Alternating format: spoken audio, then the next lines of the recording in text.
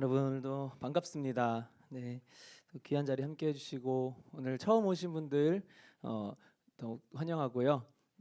예배 후에 저와 함께 시간을 잠깐 가져주시면 감사하겠습니다. 오랜만에 오신 분들이 좀 보입니다. 너무너무 반갑고요. 네, 이 귀한 연말 함께 좋은 공동체 생활해 나갔으면 좋겠습니다. 우리 광고 드린 대로 캠퍼스 비전 예배가 올해 한 번 더 진행이 됩니다. 다음 주 수요일이고요.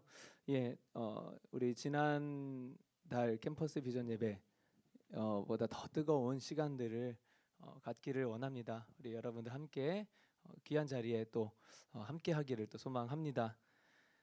우리 12월 12일에 우리 지금 저희 상담 교수님이신 안영미 교수님께서 오셔서 우리 또 우울증, 자살 이런 것에 대해서 특강 진행해 주실 거예요. 여러분들 관심 있으신 분들 또 동참해 주시면 또 귀한 시간 되리라 믿습니다. 오늘 이제 오늘부로 우리 청대부를 떠나시는 분들이 계십니다. 우리 두 분이 계신데요. 한 분은 우리 김복은 형제님 오늘 못 오신 것 같아요. 우리 이제 내일 오셨나요? 예? 아니에요. 내일인데? 예, 내일 입대하시는데요. 예, 혹시 유튜브로 보고 계시다면, 예, 저번 주 화요일이에요?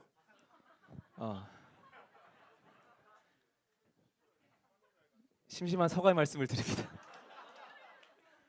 네, 어, 우리 복은 형제의 앞날을 위해서 기도해 주시고요. 네, 우리와 함께 동고동락했던 우리 진한빛 자매님께서 우리 다음 주부터 백석대학교 영화부 전도사로 부임하게 되었습니다. 여러분들 오늘이 마지막 예배예요. 그래서 우리 박수로 한번 가는 길 환송해 주셨으면 좋겠습니다. 네. 영화부 교사로 지원해 주실 분들 아울러 모집합니다. 네. 우리 회장님이 오랜만에 또 광고로 등판하셨는데 누군지 처음에 몰랐죠, 여러분. 이제 예전에 어떤 새가족 교육을 받으셨던 분이 이제 예전에 누구한테 받았었냐 이름을 모르고 그 장발이라고 기억하시더라고요. 이제 머리를 깔끔하게 자르고 오셨는데 이제 우리가 지금 이제 성구 형제님하고 이제 좀 힘을 겨루기에 부족함이 없을 것 같습니다. 머리에 힘이 근원에 있기 때문에 네. 오랜만에 너무 반가웠고요. 우리 주만 형제님도 오랜만에 또 봉도 같이 해주셨습니다. 너무너무 감사드립니다. 우리 계속해서 누가복음 말씀 나누고 있습니다. 오늘 7번째 시간이고요. 특별히 우리 예수님께서 이 땅에 오신 이 성탄을 기념하는 오늘 대림절 첫 주일입니다. 대강절이라고도 하죠. 대강 해서는 안 됩니다. 그래서 대림절 첫 주고요. 마침 저희 누가복음 강해도 예수님의 이 탄생 부분의 내용을 지나고 있기 때문에 저희 대림절 이 4주 기간 동안에 이 부분 함께 나누려고 합니다. 우리가 누가복음 1장을 통해서 그동안 예수님을 예고하는 세례 요한의 탄생 기사를 함께 나누었었죠. 자, 그리고 이제 드디어 2장에서 예수님의 탄생 이야기가 나오게 됩니다. 자, 오늘 본문의 내용은 예수님께서 베들레헴에서 태어나신 것에 대한 과정을 보여주고 있습니다. 예수님의 육신의 부모인 이 요셉과 마리아가 실제로 거주하고 있는 곳, 그것은 나사렛이라는 동네죠. 자, 그런데 왜 굳이 베들레헴에까지 가서 예수님을 낳게 되었을까요? 자, 성경에 기록된 내용은 아무 의미 없는 구절은 단 하나도 없습니다. 심지어 아무 의미 없어 보이는 뭐 족보, 이렇게 계수하는 거 이런 그냥 나열해 놓는 그런 것들도 이 전후 문맥과 함께 보면 분명히 주시는 메시지가 있습니다. 자, 그렇다면 그저 겉으로 보이는 이유 때문에 실제 거주하던 곳이 아닌 베들레헴으로 이동하여 예수님을 출산했다라는 이 단순한 기사가 우리에게 무언가를 이야기하고 있다라고 우리는 믿어야 하는 거죠. 이 말씀을 접하는 그리스도인들에게 던지는 메시지가 분명히 있다라는 것입니다. 자, 오늘 본문 1절과 2절을 보시면 이 가이사 아구스도가 구레뇨가 수리아 총독일 때 유대 땅의 호적, 그러니까 인구 조사를 명령하는 장면이 나옵니다. 자, 당시 이제 이 유대를 포함해서 그 가나안 지역이죠. 유대를 포함해서 거의 전 세계를 지배했던 이 로마의 황제 가이사 아구스토는 통치자로서 어떤 정치적으로 현명하고 훌륭하다라는 평을 받는 인물이에요. 또한 이 식민 정책, 식민지, 점령지에 대한 정책도 꽤 온건했습니다. 이 점령지의 지방 자치를 허용했고요. 또 그들의 종교나 문화, 풍습 등을 다 수용하고 인정해 주었다라는 겁니다. 자, 근데 그렇다고 해서 이 사람이 그렇게 물렁물렁한 리더 또한 아니었어요. 그 점령지들 안에 이 무질서함이 이제 팽배해지자 이 로마에 속한 모든 나라들에 대해서 이제 인구 조사를 실시합니다. 그것은 이제 유대가 속해 있는 이 수리아, 이 시리아 지역이죠. 거기도 마찬가지였던 거예요. 당시 그 지역에 이제 구레뇨라는 사람이 총독으로 다스릴 때 이 조사를 처음 시작했다고 합니다. 자, 이런 모습을 보면 표면적으로는 그저 세상 통치자의 정치적 의도에 의해 인구 조사가 실시된 것 같습니다. 자, 그리고 그로 인해 요셉과 마리아는 거주지였던 나사렛을 떠나 베들레헴으로까지 이동하여 그곳에서 예수님을 출산하게 되는 그런 상황을 맞이하게 됩니다. 자, 하지만 여기에 하나님의 역사와 섭리가 작용하였음을 우리가 깨달아야 하는 것이죠. 자, 마태복음 5장 2절을 보니까 베들레헴에서 미가서 5장 2절을 보니까 베들레헴에서 영원한 메시아가 탄생할 것을 예언하고 있습니다. 그리고 여기서는 이 베들레헴을 아주 작은 마을, 아주 낮은 마을로 소개하고 있습니다. 이 구약의 이 예언이 세계 역사의 맥락 속에 있는 이 세상 통치자의 정치적 행동을 통해 이루어지고 있는 거예요. 우리가 보는 모든 현상들은 다 이렇게 하나님의 주권과 섭리 안에 있음을 우리는 믿어야 하는 거예요. 세상적 인과가 어떠하든지. 자, 그래야 이 펼쳐지는 세상의 모든 이 현상의 이면의 그 영적인 인과, 표면적인 것 말고 그 영적인 인과관계를 우리는 분명히 알 수 있게 돼요. 그것에 맞는 적절한 어떤 영적인 대처를 할 수 있기 때문에 하나님께서는 인간의 이런 연약한 이 세상 주관자들을 통해서도 하나님께서는 일을 하신다라는 것을 우리가 분명히 알 수 있는 거죠. 자, 3절을 보시면 이런 상황들로 인해 유대의 이스라엘인들은 각자의 고향으로 이 호적 조사를 위해 다 떠나갑니다. 인구 대이동이 시작되는 거예요. 자, 그런데 좀 이상한 점이 하나 있습니다. 당시 로마의 그런 호적 제도는 로마 법에 따르면 이렇게 이제 고향 땅, 즉 자기가 이제 태어난 곳, 이제 소위 말하는 이제 본적이라고 하죠. 본적. 그곳을 가는 것이 아니라 지금 실거주하고 있는, 지금 살고 있는 주소지에서 조사를 하는 것이 로마 법이었어요. 자, 굳이 무리해서까지 고향에 갈 필요가 없었다는 겁니다. 제가 어렸을 때도요, 우리나라에서 뭐 무슨 대출이나 증명 서류 같은 거 뗄 때 반드시 그 정해진 동사무소로 갔어야 됐어요. 하지만 지금 이제 타 지역에 가서라도 얼마든지 다 뗄 수 있잖아요. 로마 법이 그랬다는 거예요. 자, 그렇다면 유대인들은 왜 이렇게 무리하면서까지 자신의 고향으로 내려가 호적 조사에 참여했던 것일까요? 자, 이는 유대인의 자존심 때문이었어요. 유대인들의 자존심. 자, 유대인들의 인구 조사 시스템은 무조건 고향 땅에 내려가야지만 하는 그 율법이 있었습니다. 따라서 자신들의 문화와 방식대로 로마의 인구 조사에 참여한 거죠. 자, 그랬다는 것은 자신들이 피지배 국민으로서 이 마지막 남은 자존심을 지키기 위했던 겁니다. 자신들은 점령한 로마의 정책에 우리가 따르기는 하지만, 힘이 없어서 따르기는 하지만, 이 방식만큼은 우리 고유의 것을 유지하고자 했던 어떤 민족적 정체성, 민족적 자존심이었던 겁니다.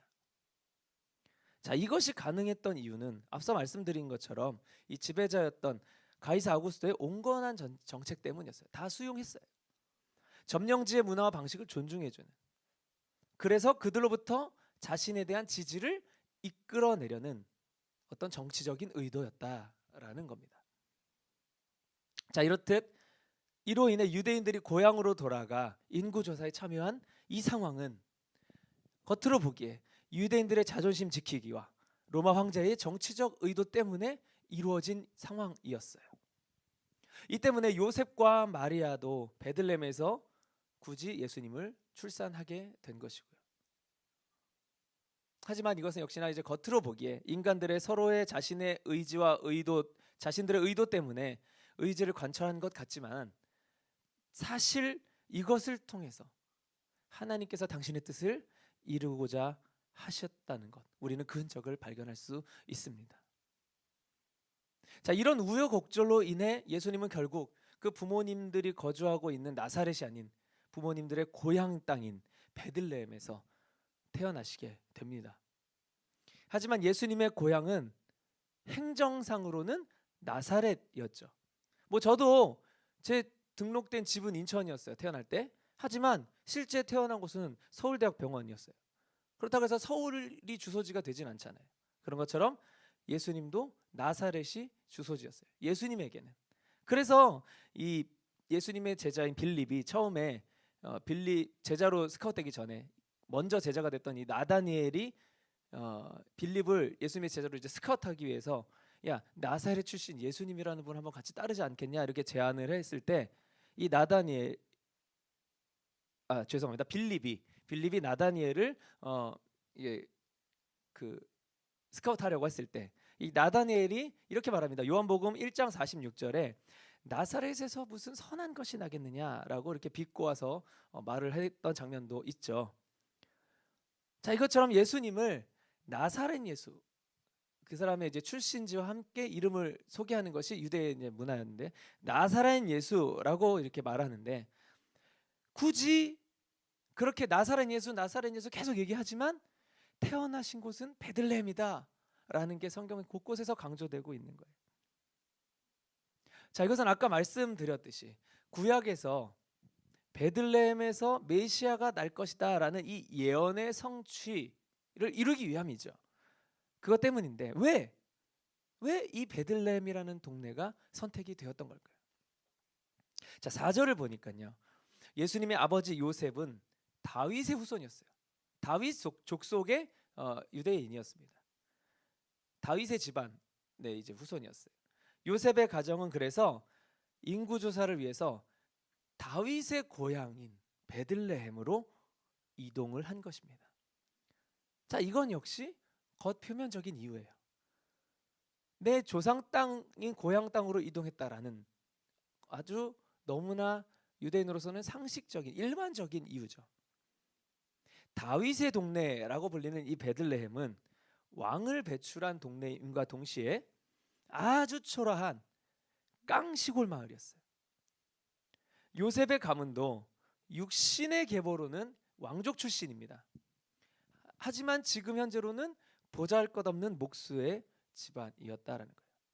제가 목수라는 직업을 비하하는 게 아니라요. 이때 당시에 목수라는 직업이 굉장히 천한 직업으로 인식이 됐던 문화상에서 말씀을 드리는 겁니다. 하나님께서 예수님의 탄생 지역을 바로 이런 베들레헴으로 설정하신 영적인 이유가 오늘 여기에 있는 거예요. 예수님은 왕으로 오실 분이었지만 그것은 영적인 관점이죠. 영적인 왕이라는 거예요. 세속적인 관점으로는 가장 낮은 자로 오셔서 가장 낮은 길을 걸으셨고 비참한 죽음을 맞이하실 그런 인생을 예고하고 있었습니다. 자, 이는 하나님께서 이 세상을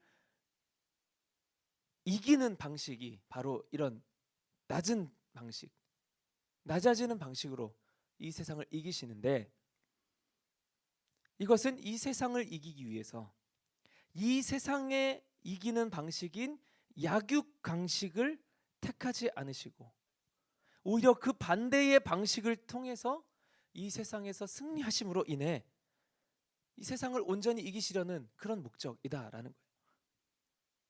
자, 이것은요, 방식이 중요한 이유는 세상 방식이 옳다고 믿는 어리석은 인간들에게 그것이 잘못되었던 것, 그것이 정말 금방 없어져 버릴 만한 것들인 것, 영원하지 않다라는 것, 본질이 아니라는 것을 보여주시기 위함이다라는 겁니다. 지는 방식, 이기기 위해서 지는 방식을 택하는 거예요. 세상에서는 이기기 위해선 이겨야 됩니다. 힘을 길러야 돼요. 남보다 더 강해져야 돼요. 이 방식조차도 세상 것을 따르지 않은 이기심, 승리, 그것을 오늘 베들레헴이 보여주고 있는 거예요. 저는 제 성격상 이길 거면 좀 속 시원하게 확실히 이렇게 좀 다 부수고 막 이렇게 이기는 것, 그런 걸 좀 좋아합니다. 그런 걸 좀 원해요. 그런데 예수님의 방식 뭐죠? 패러독스예요.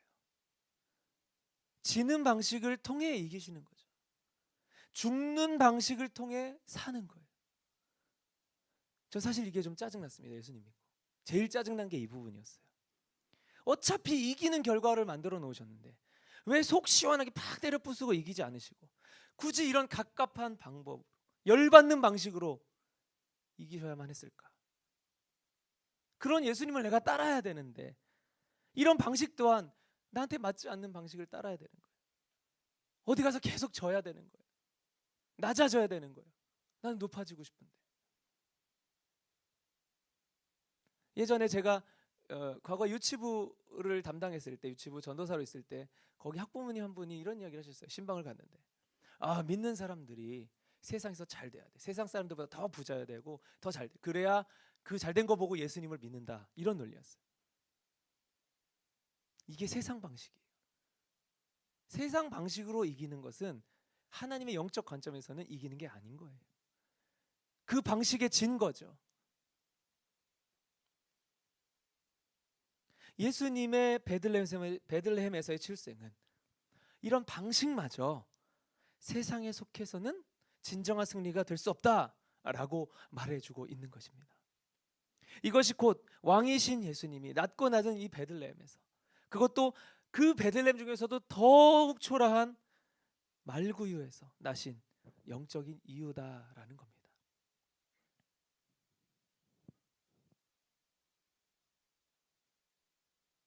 이것을 위해 표면적인 이유들, 인간들의 의지들, 자신들의 이해관계를 위해서 벌린 그 상황들까지 하나님께서 다 활용을 하시는 겁니다. 왜요? 모든 것이 하나님 주권 아래 있기 때문에. 이것이 요셉과 마리아가 굳이 베들레헴까지 그 고된 여정을 시작하게 된 본질적 이유인 것입니다. 자, 거기에 사실 이 남성 중심 사회였던 유대였기 때문에 남편인 요셉의 고향으로 가는 것, 이것이 맞긴 했어요. 하지만 로마의 그 법에서는 그 아내는 굳이 거기에 같이 따라갈 의무는 없었습니다. 여성은 계수하지 않았기 때문에. 그런데도 5절에 보니까 이 요셉은 약혼자였던 마리아를 함께 데리고 고향인 베들레헴으로 이동을 해서 거기서 예수님이 잉태되었음을 우리는 알 수 있습니다. 베들레헴에 도착하자마자 출산이 되었다면 출발 전에 이미 만삭이었을 거라는 겁니다. 그런 무리된 상황에서 꼭 가지 않아도 되는 그 여정에 무리해서 동반했다라고 보기에 충분한 상황이죠. 더구나 이 나사렛에서 베들레헴까지는요, 직선 거리로는 한 7.2km 정도 되는데 이 요단강이 세로로 가로막고 있기 때문에 이 육로로 돌아가야만 했어요. 그러려면은 약 144km를 가야 하는 상황이었습니다. 이곳 천안에서 이제 한 파주 이 정도까지의 거리예요. 이런 길을요, 뭐가 있었겠습니까? 교통수단이 그냥 걸어서 가는 거죠. 짐 많이 들고 만삭인 아내를 데리고 떠나야만 했던 그런 절박한 이유가 있었던 것일까요? 아직 혼이 나지 않은 마리아가 임신했다는 사실로 인해 닥쳐올 그 주변의 핍박과 편견적 시선으로부터 아내를 보호하기 위해, 피신시키기 위해, 아니면 해산이 임박했기 때문에 오히려 그 출산을 함께 하기 위해서 동반했을 가능성. 성경에는 기록이 되어 있지 않아요. 하지만 그 어떤 이유든 간에 겉으로 내린 인간의 이 결정이 하나님의 뜻과 섭리 안에 있다라는 것을 계속해서 말씀을 드리는 겁니다. 유대 땅 중 가장 낮고 낮은 곳, 그 중에서도 더욱 낮은 말구이 안에서 가장 높으신 왕의 탄생, 이 역설의 의미를 예수님을 믿는 자들은 분명히 깨달아야 합니다. 이것이 하나님의 뜻이라는 말은 하나님께서 이 길을 정하셨다라는 겁니다. 하나님께서 결정하고 행동하셨다는 거예요.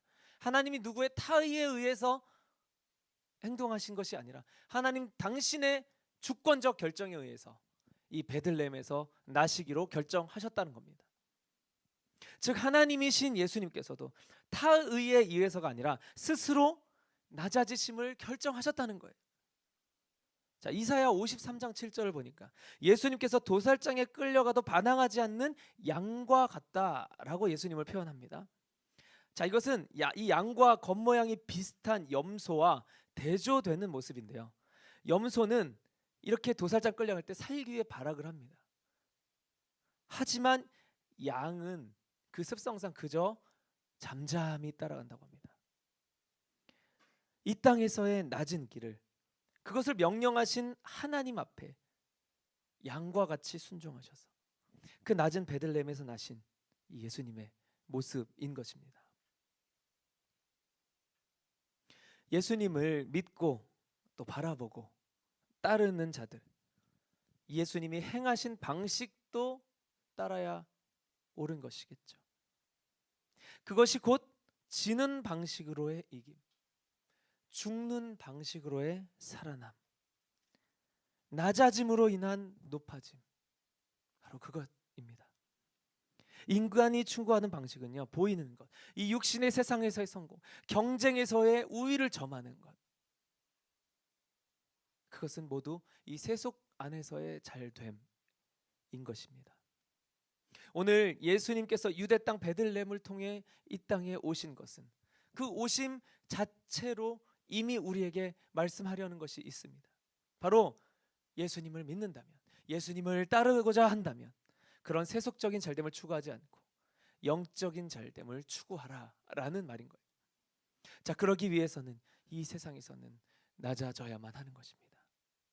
이 세상에서는 져야만 하고 내가 죽어야만 해요. 그 과정, 이 세속의 방식이 아니라 영적인 방식을 통과했을 때 비로소 그 이후에 마련된 높아짐, 부활, 승리가 바로 우리의 것이 되는 것입니다. 여러분, 이 땅에서 정말 이렇게 살면 우리 인생 끝장날 것 같으세요? 그냥 다 망해버릴 것 같습니까? 그렇게 될 수도 있습니다.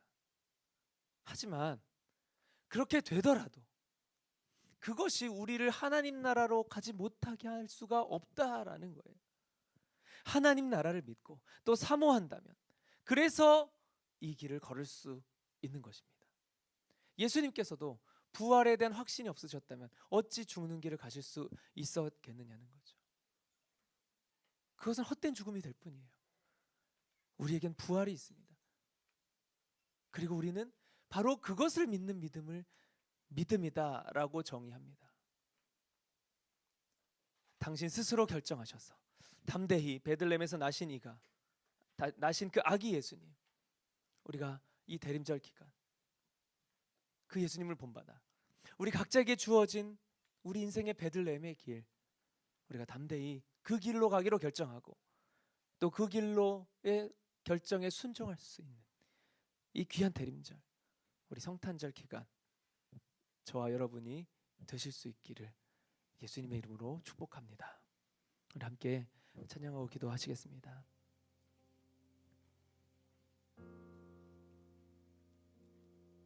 그렇게 우리의 고백, 우리의 섬김, 우리 행하는 모든 삶의 것들, 세상의 기준에서는 더 낮아 보이는 것으로 가고 싶습니다. 그래서 그보다도 더 낮은 비천한 사람들, 또 그곳에 나의 시선이 있기를 원해요. 주님께서 그곳으로 나와 함께 가자라고 우리에게 초청장을 보내십니다. 우리의 삶이 내가 잘 되기 위해 발악하고 경쟁하고 노력하는 그런 여러분들 20대의 시간이 아니라 공부해서 남주기 위해서, 하나님의 영광을 위해 내가 낮아지기 위해서 우리 삶에 설정된 베들레헴으로 내가 나아가고자 하는 이 낮아짐의 고백, 함께 찬양으로 고백하시겠습니다.